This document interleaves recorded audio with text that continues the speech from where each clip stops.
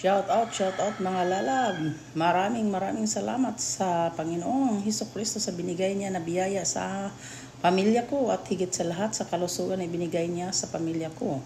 At salamat din sa kanyang guidance at protection sa aking pamilya. Panginoon, thank you so much po sa iyong kabutihan talaga na ibinigay sa amin. At kahit hindi mo kami pinapabayaan.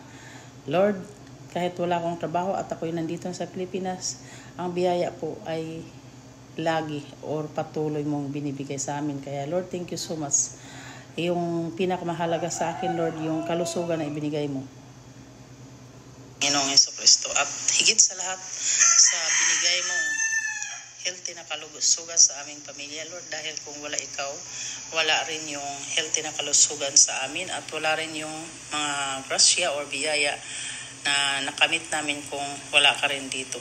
Kaya maraming salamat, wala ka sa Jesus. Thank you sa biyaya mo.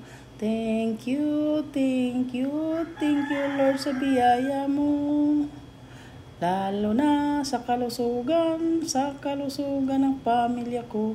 Thank you Lord sa kalusugan mo. Thank you Lord sa kalusugan mo. Ang ingay talaga dito guys ng aso namin. Pag may dumadaan dito, talagang ang ingay dito. Pasensya na kayo guys sa ingay ha.